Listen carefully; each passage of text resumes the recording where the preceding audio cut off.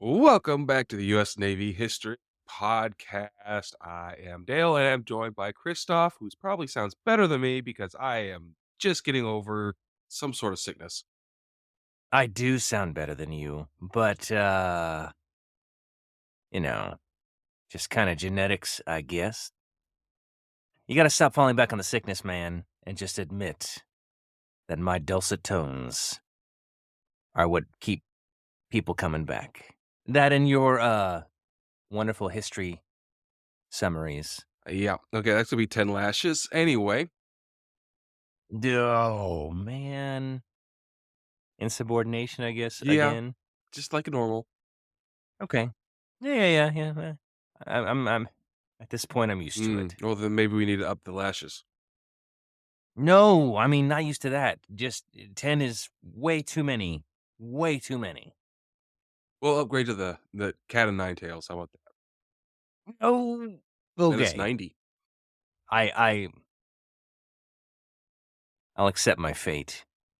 All right, so we're gonna finish talking about all the enterprises. You ready to get underway? What it Yes, what is the plural of enterprise? Is it enterprises That or no enterprise? enterprises. Okay. Okay. Yeah, I knew that. I just Mhm. quizzing you. All right. So the next one is the SS Flying Enterprise. Ooh. All right, let's get into her general characteristics and stuff. So she was originally known as the SS Cape Kumaki, then changed the name in 1947 to SS Flying Enterprise. She was first owned by the Warshipping Administration, and then she was sold to the Isbrandstein Company. She Okay. was registered in the ports of Los Angeles and then New York. She was built by the Consolidated Steel Corporation, Wilmington, California, yard number 360. She was launched January 7th, 1944, completed in March of 1944. She was in service March 18th of 1944. Her official number was 215133 with the code letters KWFZ. Was a Type C-1B ship, which is a designation for cargo ships built for the U.S. Maritime Commission before and during World War II. She Okay. weighed a whopping 6,711 gross registered tons at a length of 396 feet 5 inches, a beam of 60 feet and 1 inch. Her height was 25 feet 8 inches. She was propelled by two Westinghouse Electric and Manufacturing Steam Term Company steam turbines, double reduction gear driving one screw at 4,000 horsepower. She had a top speed of 14 knots. She had a crew complement of 48, plus she could carry 10 passengers. Well, that's nice. Mhm. All right, so when she was first built in 1944, she was again called the SS Cape Kumaki, and owned by the United States Warshipping Administration. That was the government agency tasked to purchase and operate the civilian shipping tonnage for the U.S. for the war. Okay. The I didn't know there was a department. I'm learning. It's amazing how many departments there were and what they facilitated. yeah, yeah, this was wartime shipping for supplies and war material. She was registered in LA. After the end of World War II, she was sold in 1947 again to the Isbrandstein Company.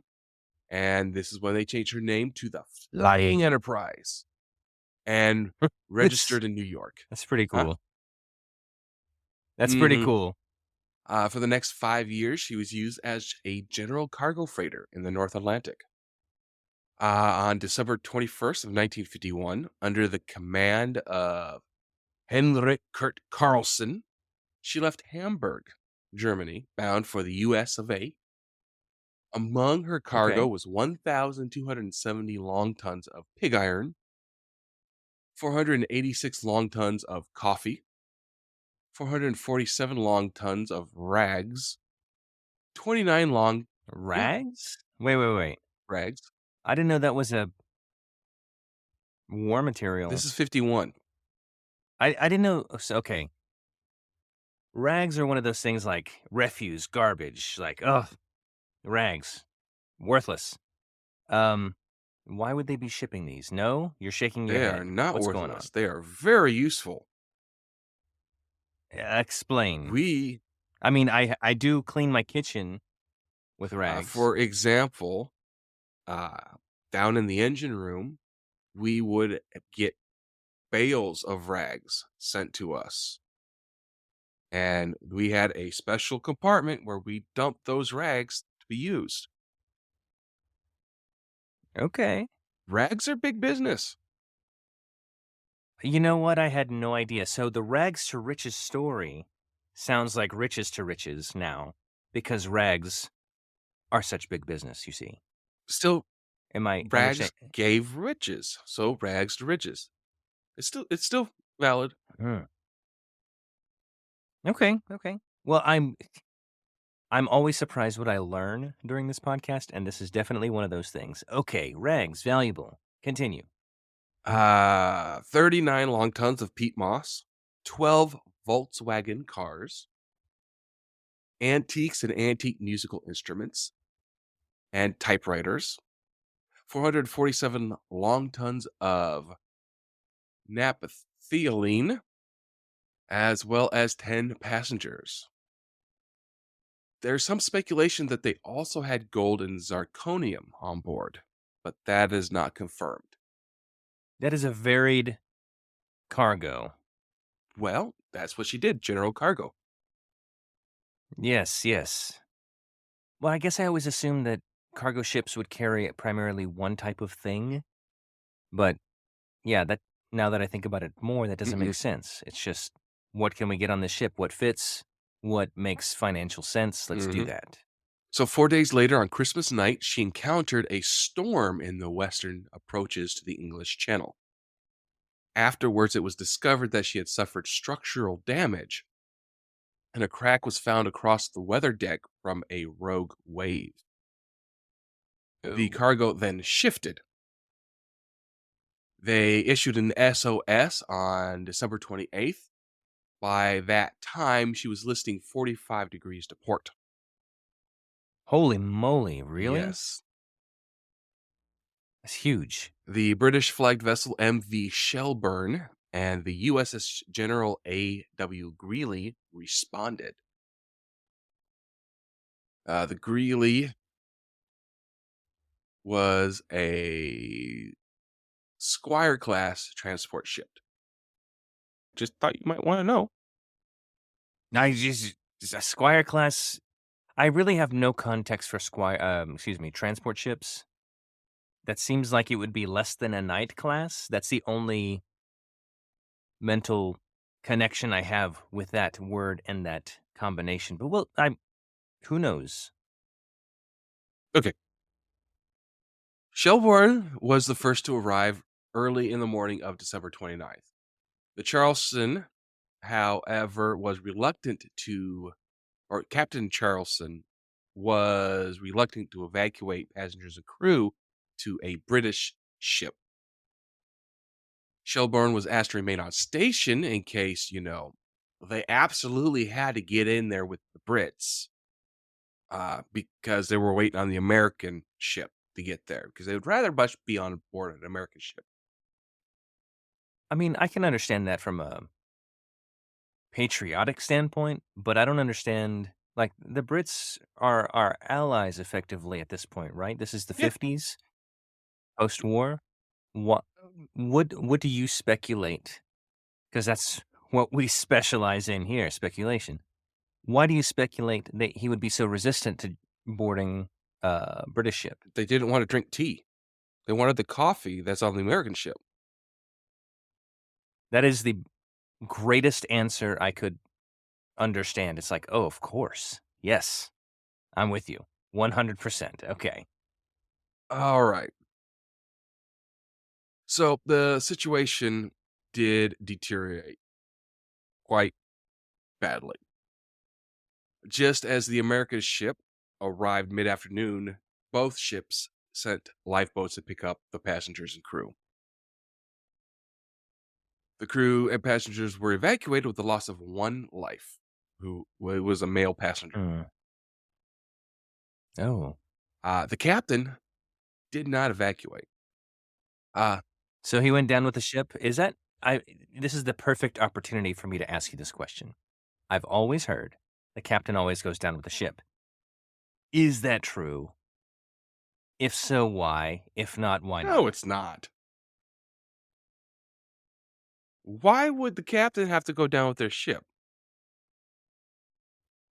So the way it was explained to me is he's ultimately responsible for all the souls on Yep. board. So what it ends up being is that he would be the last to be evacuated because he's still giving commands. He still has the responsibility of everybody and perhaps everything on board and has to make sure everything is done properly. And the only way to do that properly is on board the ship. And again, I'm not a Navy guy, so I have a probably a very warped view of maritime policy.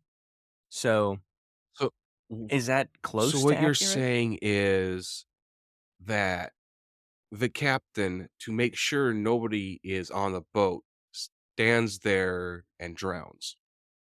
Or, You know, when you use huh? No, go ahead. yeah, he doesn't necessarily have to drown. The ship goes down, he wades, and then they pick him up. No. Yes, he's in charge to make sure the Mm, evacuation everybody's evacuated off. But as soon as the last person's off, he can get off. He will get off. okay, Or she. good.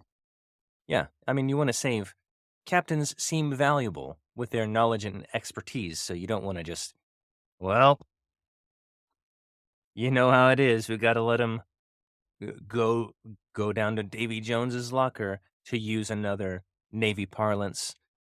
Um, yeah, thank you for clearing that up for me, and the listener especially. Mm. No, the captain Carlson probably remain on board right now because they don't think he's doesn't think it's going down yet. Okay. So after the passengers and crew had been evacuated, the Shelburne was released to continue her voyage to Manchester.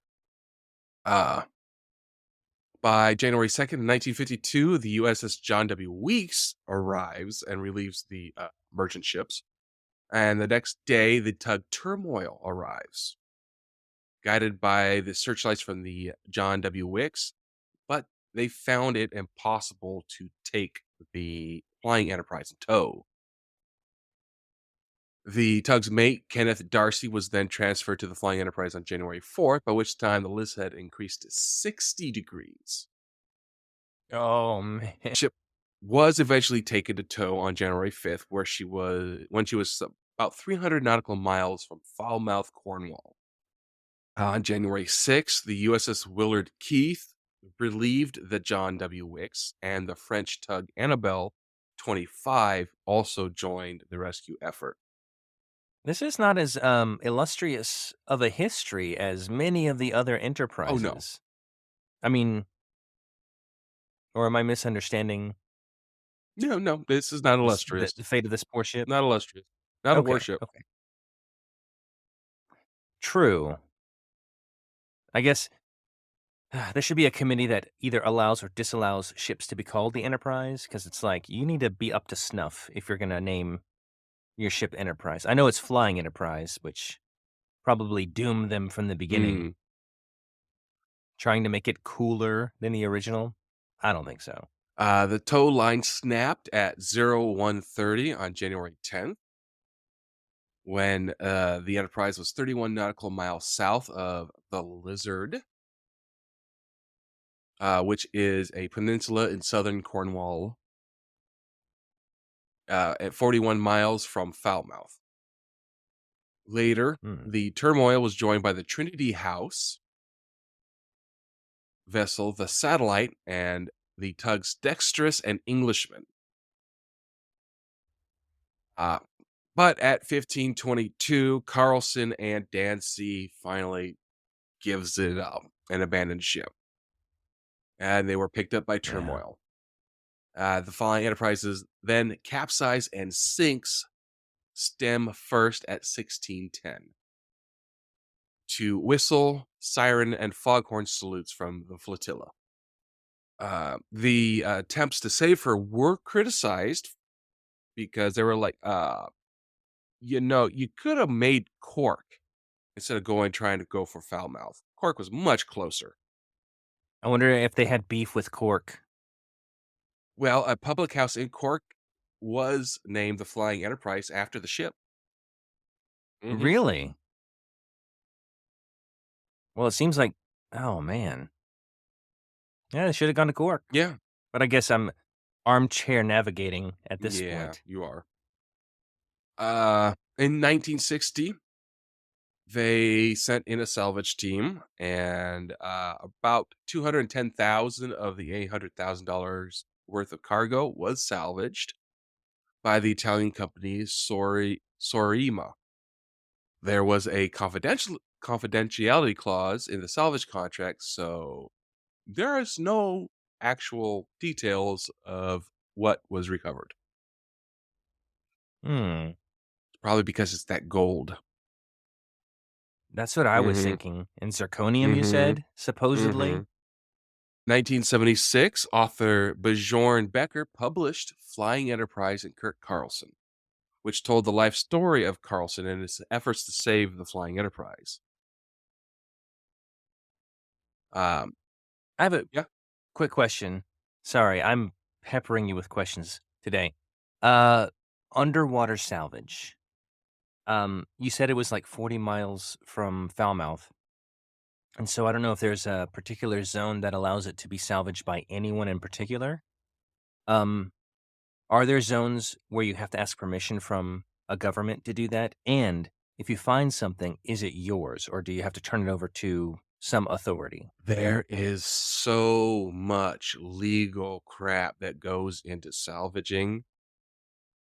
Uh-huh. It's a whole legal industry.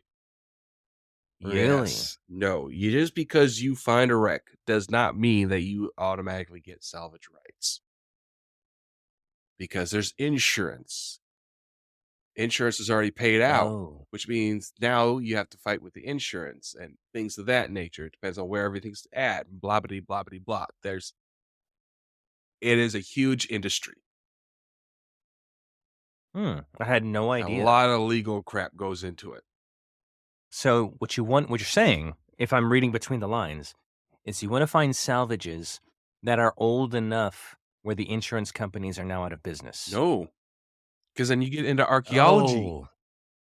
No, dang it. That's right. No, you're it's a very technical field. Well, thank you for illuminating that subject also. It's also very expensive. Yeah, it seems like you need a team behind you and some financing, like F1. Just like, hey, we need some backers. Let's Ye do this. Alright,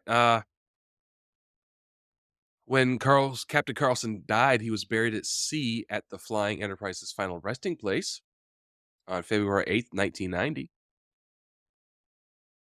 Huh, that's poetic, I think. Mhm. In June of 2001, British technical divers rediscovered the Flying Enterprise about 50 years after she sank. Deep wreck diver Leigh Bishop had researched the whereabouts of her and obtained information from the British government departments on the wreck's approximate location. His photographs were enough to positively identify the wreck as the Flying Enterprise. In 2002, the Danish expedition company No Limit Diving and the Danish filmmaker Lasse Spang Olsen aired a documentary commemorating the 50th year of her sinking. It was called The Mystery of the Flying Enterprise. Ooh. Mm. Bishop also worked with U.S. divers John Chatterton and Richie Kohler to film the wreck for a 2005 episode of History Channel's Deep Sea Detectives. This became the deepest wreck dived of the 56 episodes made. Wow, no kidding. Mhm. She now lies resting on her port side at a depth of 276 feet on the seabed of the western approaches to the English Channel. I didn't realize it was that deep Mhm. in the channel. That's But this is interesting. the approaches to the English Channel. Oh, okay. Okay, that makes more sense. Um, how deep is the English Channel? The English Channel has an average of 394 feet deep. Hmm, The deepest part, known as Herd's Deep, is approximately 590 feet. wow. Yeah.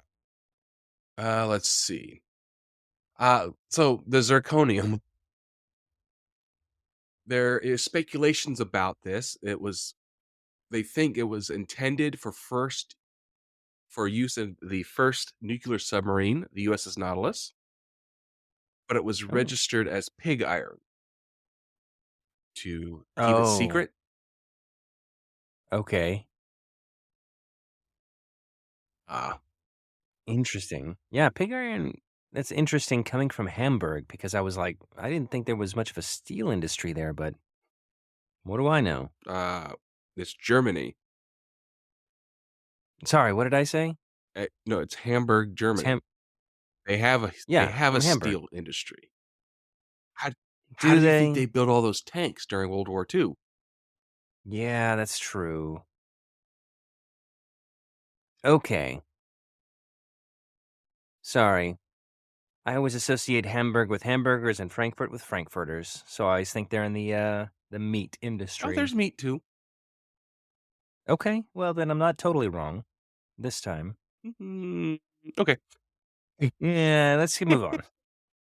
But according to the documentary, The Mystery of Flying Enterprise, information regarding the cargo is still regarded as confidential, and details are not available from the CIA, the FIA, the the Coast Guard, or the Navy. That is very suspicious. Uh, in an interview with Becker, Carlson tells him that yes, the ship had a zirconium cargo, that it came from the German nuclear energy project. While there seems to be no reason to doubt his statement, the origin of it is questionable as the German nuclear energy program was not very advanced at that time. Okay. Yeah. Let's see. The passengers on board her were Nikolai Bonjowski, Nina Danheiser, Maria Duttenhofer, Rolf Kastenholz, Leonore von Kleenu, Kurt and Elsa Mueller, and their children Leanne and Lothar and Frederick Niedenbergen. They all survived except for Nikolai. who drowned during the rescue. That's sad. Yeah. All right. So let's get to the next enterprise. This was the balloon enterprise. Wait, what? Balloon? Balloon. Ooh, I'm excited. This enterprise was a gas inflated aerostat built by Professor Thaddeus S.C. Lowe, along with his father Clovis Lowe, in 1858. It was the second balloon built by Lowe at his Hoboken, New Jersey facility, and named with the express approval of his wife because of the money and time they put into creating it. This enterprise was built with Indian silk, lightweight cording, and Lowe's patent varnish, which could keep the balloon envelope gassed up for as long as 2 weeks. Wow. The Enterprise was one of a set of smaller balloons taken to Cincinnati in March of 1861 for use as a pre flight test for a proposed transatlantic flight planned to take place in June of 1861. Lowe had already made a successful test flight in his super gigantic balloon, the City of New York, in June of 1860. However, his attempts Wow. yeah. However, his attempts to take off on a transatlantic attempt in September were thwarted by weather, which damaged the balloon to an extent the attempt would have to be delayed until the next spring. Professor Joseph Henry of the Smithsonian Institute advised Lowe to take test flight from a point west of the eastern seaboard. This would maintain the interest in his investors, and Lowe decided on Cincinnati. Lowe's balloon used the normal easterly winds below the jet stream. It was his intent to wait for perfect conditions, which means wind blowing west through which he would fly and catch the easterly wind home. So he had to wait months because, getting perfect weather. Yeah, that's one of the downfalls of using a balloon. hmm Uh, at 0400 on April 19th of 1861, Lowe boarded the Enterprise with a container of hot coffee wrapped in a blanket, another of water, and a batch of freshly printed Cincinnati newspapers, which would be proof of his flight, should he be successful. Oh, nice. That's cool. So he goes up through the west wind and into the darkness. By morning, he was spotted over Kentucky. He had attained altitudes in excess of 20,000 feet, according to his instruments, Whoa. and had flown about 900 miles to a landing in Unionville, South Carolina. Oh my. There, he was taken under house arrest as a Yankee spy. Oh, that's right. I forgot the time setting. He was held for a few days until a local college professor could vouch for Lowe's work as a scientist, at which he was given safe package back to Cincinnati to pick up his balloons. It was at this point when he was asked to uh, donate his services to the Union Army.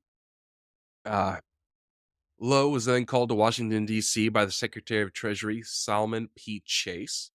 And by June 11th, Lowe had an audience with the president. President who? Lincoln? Yeah. Yeah, baby. And he wanted a demonstration of his balloon. So, with the use of a telegraph key and operator, Lowe ascended in the Enterprise 500 feet over the White House and transmitted a message. I Oh. have the message if you're interested.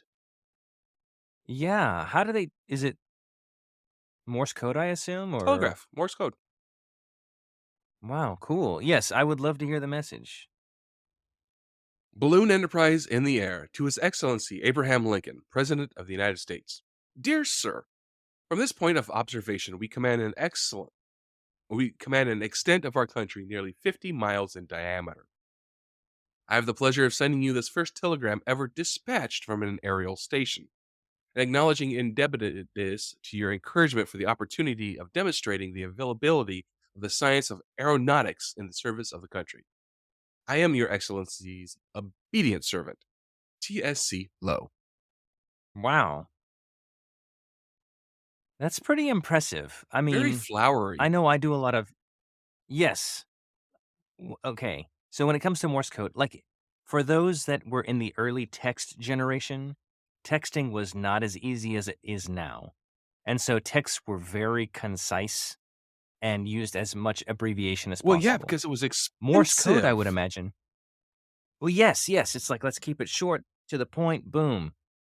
Um, and then you're pressing the number 5 3 times to get to the right letter. And anyway, Morse code, I think, is on another level, and the fact that things were so flowery, like, I'm going to make sure this message is sufficiently poetic. Uh, no typos either. Very amazing. Well, no typos that we know of. We could have the clean version. Oh, that's true. So Low was held up in Washington for a while discussions on the use of balloons were being made. At the same time, there were other applicants seeking the position of chief aeronaut. Lowe tried to convince the military that special duty balloons would need to be built for military purposes and that even his own enterprise was not up to the task. So, as not to shrug from Mm. his purpose at hand, Lowe took the enterprise out with General McDowell's army to the site of the Battle of the First Bull Run. In his first free flight demonstration, Lowe's landing was rebuffed by Union soldiers who could not make out any type of military insignia for Lowe and his balloon because he didn't have Uh, any. yeah, So he was forced to land behind enemy lines. Thankfully, he got rescued before the enemy found him. that's interesting.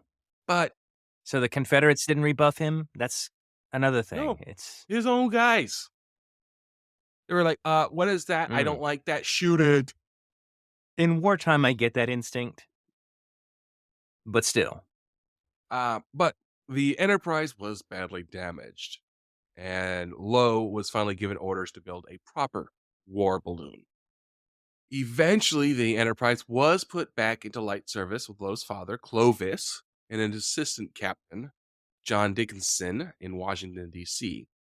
After Lowe was able to build 7 proper military balloons, the Enterprise was then Wow. decommissioned. Yeah, a lot of people don't think about this early stage of flight, and I think this is a game changer, for wartime observation and communication. Mhm. It's amazing. All right. So, uh, to keep on the balloon, the next balloon enterprise was an L-class blimp. It was Ooh. under the U.S. Navy designation L5 and was one of 5 Goodyear commercial blimps pressed into World War II service. Oh, no kidding. I was thinking Goodyear was the only blimp I'm really MetLife also, but Goodyear's number Mhm. 1. They were pressed into service. Yeah. Um, we really don't have much information on her, but I give you a little bit of general characteristics real quick. She was crewed by 2. Alright. She had a length of 147 feet 6 inches, a diameter of 39 feet 10 inches. She was 34 feet high. She had a Wow. volume of 132,000 cubic feet. She could lift 2,540 pounds. She was powered by 2 Warner R500 two radial engines of 145 horsepower each. She Nice. had a maximum speed of 61 miles per hour or 53 knots, a cruise speed of 46 miles an hour, 40 knots, and a range of 2,205 miles. She could stay up for 12 hours. That's pretty Yeah. good. All right. So the next enterprise is going to take us to space. And What? Oh, yes. Okay, I'm familiar with and this actually one. we're going to save that for next time Oh, dang it. I was because so excited. I mean, I'm always excited. it's too much information for the little bit amount of time we have left. So what we're going to do Okay, good. is we're going to end it here and we're going to honor one of our fallen angels with the help of HeroCards.us. So today we're going to honor Staff Sergeant Matthew Albert Puccino. His hometown was Cockeysville, Maryland. Served in the U.S. Army, 2nd Battalion, 20th Special Forces Group, Airborne Green Beret. He received a Bronze Star, Purple Heart, and Army Commendation Medal. His date of sacrifice was November 23rd, 2009, killed in action in Pashe Kala, Afghanistan, and he was 34. The terrorist attacks on September 11th, 2001 prompted Matthew to serve in defense of his country, enlisting enlisting in the U.S. Army in 2002. He was assigned to the 2nd Battalion, 20th Special Forces Group, Maryland Army National Guard in Glen Arm. He served in the global war on terror in both Iraq and Afghanistan, having earned a Green Beret as a Special Forces Engineer Sergeant. Wow. U.S. Representative Michael Waltz, then Puccino's Green Beret commander, recounts Puccino's bravery in an opinion piece for the St. Augustine Record. While conducting a raid on Christmas Eve, Matt's team came under heavy attack. A sergeant was badly wounded and needed blood to survive. Without hesitation, Matt got onto the chopper with him and gave 3 pints of blood, jokingly telling the sergeant he was now part Puccino. Ah, After he gave his own blood to his fellow soldier, Matt didn't hesitate. He left the chopper to get right back into the fight, because that's what a warrior Holy does. moly. When the Taliban shifted its offensive tactics to wire trip bombs, Matt volunteered himself to go out in front of our convoy so he could be close to the ground to see the wires. He was thinking that if he took a hit, at least his 5 teammates in the Humvee behind him would be left unscathed. Matt's willingness to sacrifice himself for others cost him his life. And on November 23rd, 2009, he was killed when his four-wheeler hit an IED. For his Mm. selfishness and courage, Staff Sergeant Matthew Puccino was awarded a Bronze Star Medal and Purple Heart. He served in support of Operation Enduring Freedom and is laid to rest with his fellow soldiers at Arlington National Cemetery, Section 60, Site 8963, across the Potomac River from the nation's capital. So, Staff Sergeant Matthew A. Puccino, we thank you. Thank you. Take us out, XO. All right, Captain. So, number one, listeners, thank you so much for joining us. Really is nice to know that people out there are interested in history like we are and kind of learning more about the different ships that have shaped our nation, really, our history. If you want to get in touch with us, maybe give us some feedback on, hey, I know what a Squire class shipping vessel is. Yeah, let us know. Couple of Yeah, ways to because he do sure that. don't. You can, yeah, I don't know. I would love to know. I mean, yeah, I could Google it, but then that would cut out the potential relationship that we could build with the listener, you see? So I would prefer live in ignorance so that I can learn from our listener. See, I'm willing to make that sacrifice for you. Yeah, sacrifice. Uh it is a burden, trust me. Um yes, to get a hold of us, email us at usnavyhistorypodcast@gmail.com. Tell us where you're from, tell us what you'd like to know, or maybe that you just enjoy the show. It's always great to hear from you guys. You can also tweet or post at us at Twitter or X, depending on which one you prefer to call it. The handle is at USN History Pod. We also have a Discord server. So if you're in a Discord, join up, talk to people. We sometimes share photos that we mention on the show, like the weird camouflage paint that some of the ships in or aircraft carriers in World War II had to throw off German submarines. It's there. See it now. And of course, it would really do us a favor if you'd like to rate and review and maybe tell a friend and say, hey, this was interesting. Maybe you'll find it interesting too. So thank you very much. Uh, that's all I've got, Captain. Back to you. With that, we're going to wish you all fair winds and following seas. Bye. Bye bye.